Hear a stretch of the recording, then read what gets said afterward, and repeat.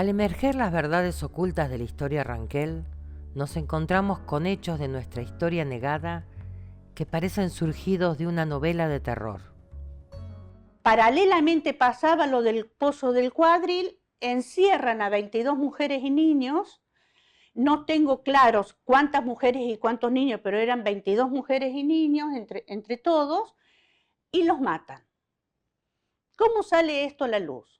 Primero que era gente que estaba en el asentamiento el cual visitaba a Fray Donati continuamente, que era el asentamiento de la Totorita, que van escapando por lo del Pozo del Cuadril y que las encierran y las matan. Y bueno, vuelvo a esto, ¿cómo es que se dan cuenta de esto? ¿Cómo se sale a la luz?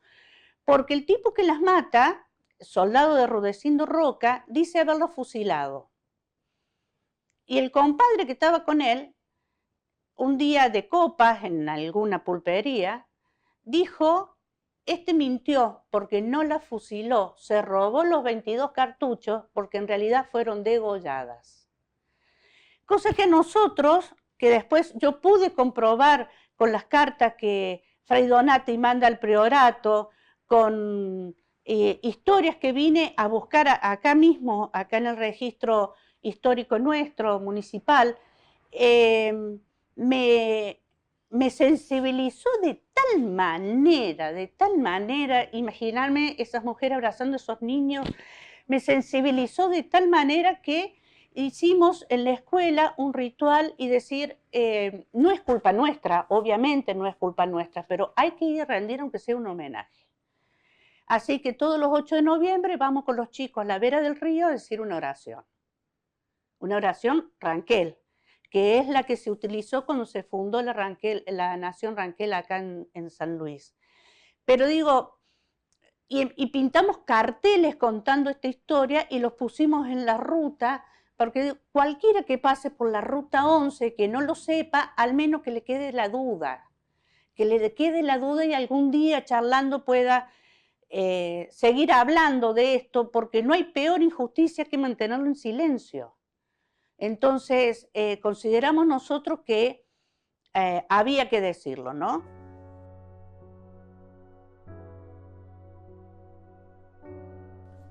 Pero también hay avances. Por supuesto, para recuperar derechos hace falta la movilización de los afectados. En 2006, luego de casi un año de consultas con referentes de los distintos pueblos, se sanciona la Ley Nacional de Educación 26.206, creando la modalidad de educación intercultural bilingüe. Comienza a producirse el cambio de paradigma y empieza a valorarse la cultura de los primeros habitantes de estas tierras. No tengo conocimiento que en el sistema educativo provincial, en general, se trabaje eso como parte del currículum escolar. También depende de cada institución, de cada directivo. No hay una política de gobierno, y me hago cargo de lo que digo, no hay una política de gobierno donde de manera específica en el currículum se instale la necesidad de trabajar esta cuestión de los ranqueles, no como algo separado del currículum, sino inserto en la historia de la provincia. Claro, porque el tema de la identidad indígena es un tema transversal a todo el sistema educativo y que yo creo que abarca a todas las escuelas, porque en todas las escuelas siempre hay descendientes indígenas. Totalmente. Y si queremos dejar de construir discriminación, son temas que deben tratar todas las escuelas. Vuelvo a decirte, retomo lo que veníamos charlando hace un rato, yo creo que la escuela todavía se debe una revisión de su práctica sobre cómo trabajarlo al tema y animarse a trabajarlo, ¿no? Creo que todavía la escuela, por lo menos la provincia de San Luis, tiene que recorrer un camino y revisar la importancia, porque en los papeles está. La Ley Nacional de Educación te lo dice. Los diseños curriculares jurisdiccionales de la provincia de San Luis te dicen que hay que recuperar la tradición de los pueblos originarios de nuestra provincia, que el tema no tiene que trabajarse solo en cuarto grado, sino como un eje transversal a lo largo de toda la educación primaria. Pero del papel al aula hay todavía un recorrido importante que hay que trabajar con los docentes y directivos. Pero si están los papeles, ¿cuál es el eslabón que falla entonces? Porque si vos me dijeras que no hay una modalidad de educación... Por un lado te diría que la fuerte presencia de la tradición religiosa y liberal mitrista de una historia oficial que ha marcado a fuego la identidad de la formación docente y la identidad de generaciones de argentinos que se han educado en una escuela que les ha enseñado que los indios eran malos.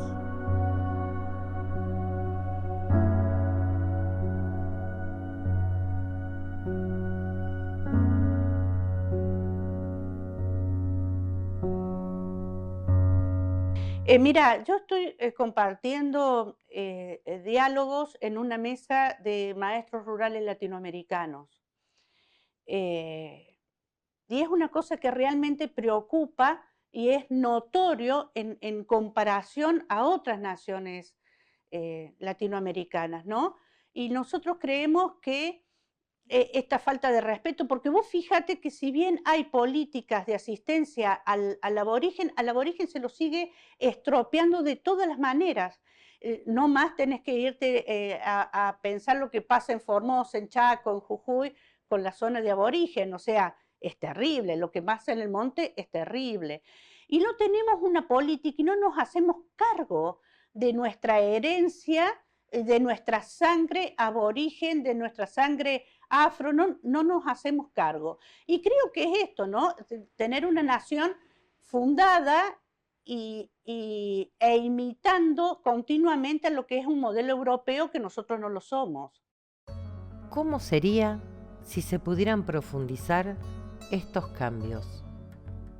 El Convenio 169 de la OIT y la Constitución Nacional rezan claramente que los pueblos indígenas tienen derecho a su propia educación.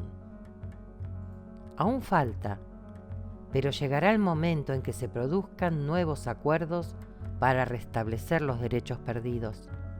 Llegará el momento en que un funcionario de educación y una comunidad se sentarán juntos a pensar en la educación de los niños ranqueles.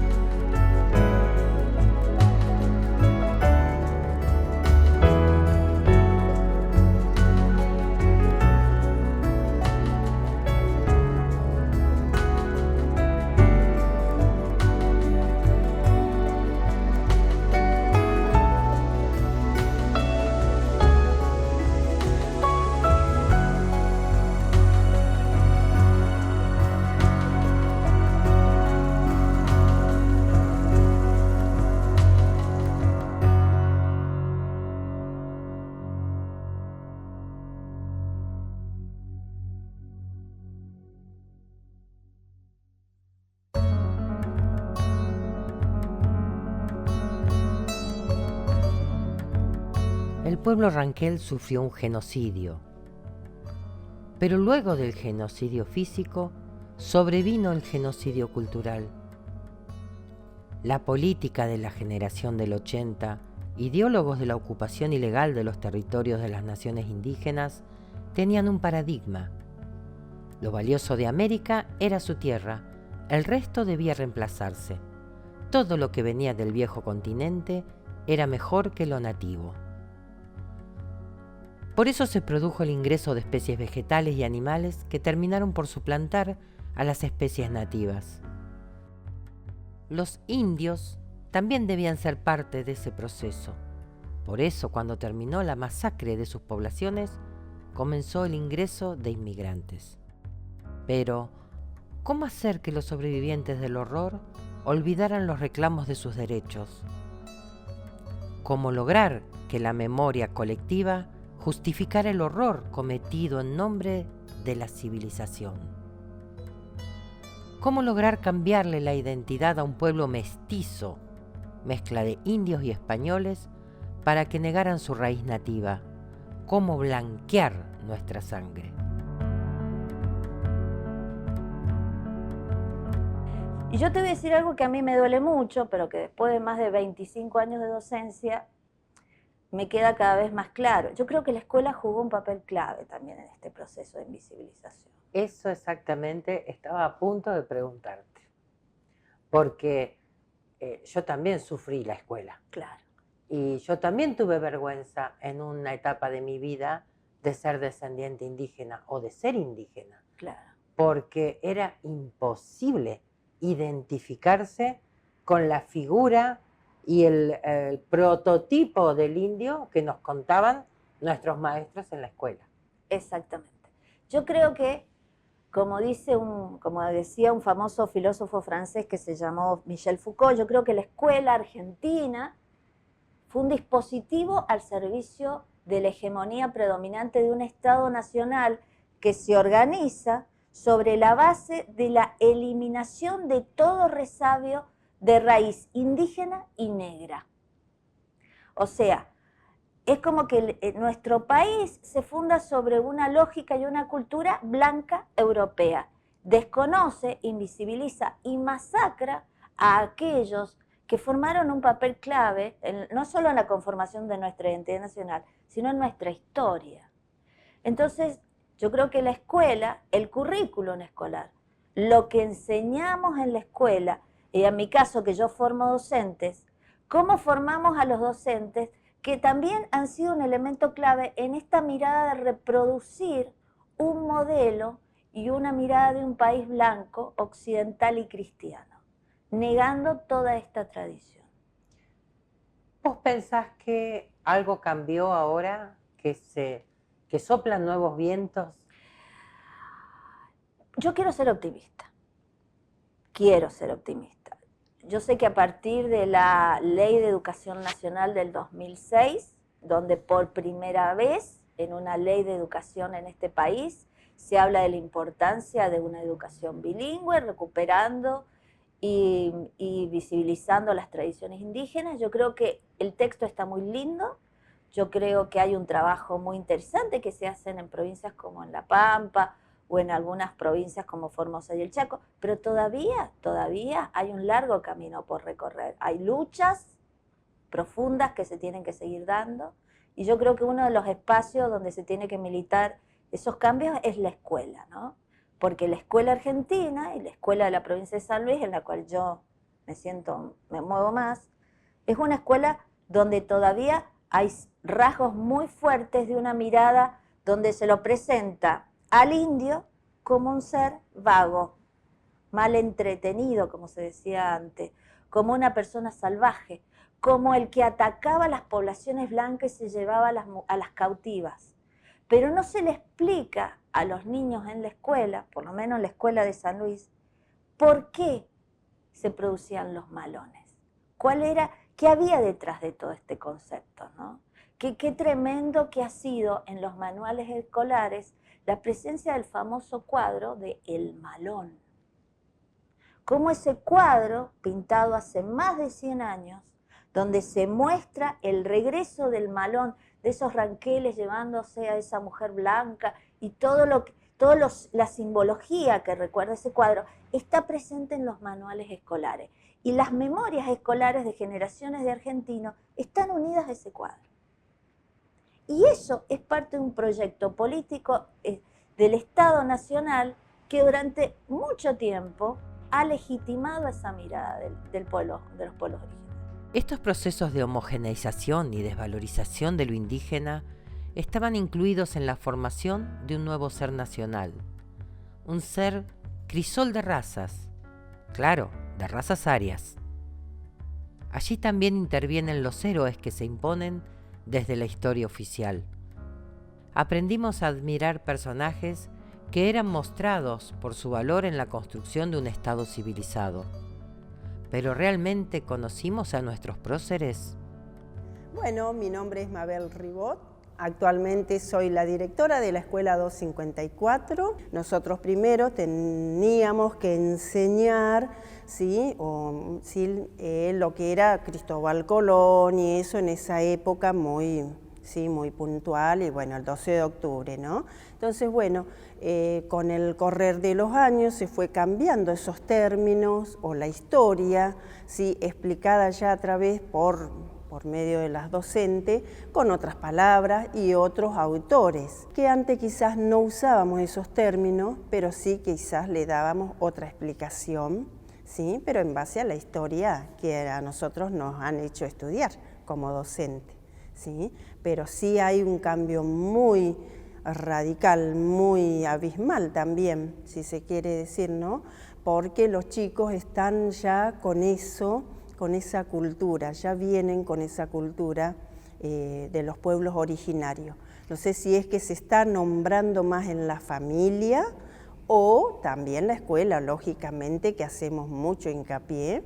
Desde mi institución, sí, obviamente le damos mucha importancia, más aún a partir del nombre elegido por la comunidad, sí, barrial como educativa, ¿no es cierto? Y toda persona que ha participado en la búsqueda del nombre. Se trabaja institucionalmente de primero a sexto, ¿sí? Se hacen talleres, participamos en un concurso de justamente la diversidad cultural que fue a través del Ministerio de Educación, bueno, para que ellos sepan lo que es un concurso, haciendo también una reivindicación a lo que es el nombre de nuestra escuela y que ellos lo dicen con orgullo porque se sienten bien, sí. Entonces, bueno, se hizo, digamos, todo el dibujo y el significado de la bandera Ranquel, que a ellos, la verdad, se pusieron muy contentos, todos participaron, las familias participaban también. Eso lo hizo solamente los grados más grandes, que bueno, casualmente, bueno, te solicitamos a vos que nos venga a dar la clase bien explicativa qué significaba cada parte de la bandera Ranquel. ¿Sí? Muy participativo, pues. Sí. Esa fue una de la primer clase, digamos, y bueno, y participando y haciendo la reivindicación, como dije, de la bandera. Y ahora todos sabemos, desde la directora para abajo, todos sabemos. Nuevos vientos comenzaron a soplar, y estos vientos desenterraron dolorosas verdades ocultas que se negaron a desaparecer. Fueron hechos aislados que en un momento creo yo que la vida confabuló en poderlos unir y empezar a develar lo que estaba oculto. Primero pasó esto de que al frente de la escuela, casi una legua, pero al frente de la escuela, había una casa que una vez que sus dueños se fueron, nadie la podía habitar a esa quinta porque se escuchaban ruido, decían. Venían todos los años familia a trabajar en esa quinta, pero tenían que por poquito tiempo porque no se podía dormir. Hechos como este yo escuché 20.000 en el campo, pero este quedaba siempre latente porque fuera quien fuera te decían siempre lo mismo. Paralelamente nosotros en sexto grado, con los chicos de sexto grado, siempre desde que yo fui directora de esa escuela, hacíamos una revista que se llamaba Estamos Cerca y siempre buscábamos con los chicos un tema que fuera de interés para la escuela y para la comunidad. Y ese año elegimos trabajar con el árbol genealógico para ver para rastrear la identidad Ranquel entre la gente. Un proyecto que ya habíamos hecho años anteriores, hacer el museo, habíamos hecho un museo ambulante. Habíamos pedido a la gente que nos trajera sus recuerdos más viejos, habíamos hecho un croquis en cómo se llamaban antes las estancias, cómo se llamaban ahora, siempre recuperando la identidad de la localidad, del paraje y de la gente. Entonces, unido a eso salió el proyecto de la revista. ¿Ves que son cosas que yo digo que la vida confabula? El relato de don Fernández, que era miembro de la cooperadora de nuestra escuela, Ranquel Puro, el relato de la gente que viene de la zona de La Baice, que es un asentamiento también de varias familias ranqueles, hizo que empezáramos a preocuparnos qué había pasado en el Pozo del Cuadril. Porque si bien no es camino en la escuela, pero es en una rastrillada, que los chicos sí la recorren a diario a esa rastrillada, a ese camino, porque es un camino total ahora de tierra que viene de aquella zona a la ciudad, pero te ahorra como 14 kilómetros, mucho. Entonces empezamos a trabajar la historia local a partir de ese árbol genealógico que te digo. Y lo primero que saltó fue esto: me da vergüenza ser indio, me da vergüenza tener sangre india. ¿Y cómo lo veíamos? Porque una mamá me decía, yo supe tener una tía que era sangre india. Y el hecho quedaba en la tía que había sido sangre india y nada más, ¿te das cuenta? O sea, no había una herencia de la cual me hago cargo. Eso es muy normal y nos pasa siempre cuando estamos recuperando la identidad. Lo primero es, yo tuve una abuela que era india, yo no, mi abuela. Claro, ¿viste? Es como un hecho que quedó aislado allá y yo vengo con el comentario al pasar de ese ancestro, de esa tradición. Entonces empezamos a desandar ese camino y eran más descendientes de ranqueles de lo que me había imaginado. En la comunidad tuvo tal impacto que la comunidad nos regaló la bandera Ranquel con la cual empezamos a desfilar. Bueno, y ahí a su vez hicimos un montón de cosas para recuperar la memoria, ¿no? Hicimos encuentros entre abuelos que empezaran a contar cosas, como, digamos, en lo cotidiano. A ver, ¿cómo sembras vos? No, yo tengo en cuenta esto, una soncera te digo, ¿no? Tengo en cuenta esto, otro, y cuando vos veías el calendario de siembra de ellos, o veías cómo preparaban la tierra, siempre algo al ancestro nos llevaba. Entonces hicimos como revivir esos mensajes que quedan como... Que venían desde muy atrás. De muy atrás, ¿viste? Que están y nadie los dice, que están, sí. Vivimos según esto, pero nadie lo dice, lo tienen calladito la boca. Silencio. Una palabra que significa tanto para los descendientes de ranqueles. ¿Cómo comenzar a quebrar esta palabra tan absoluta? ¿Qué acciones son necesarias para revertir 150 años de silencio?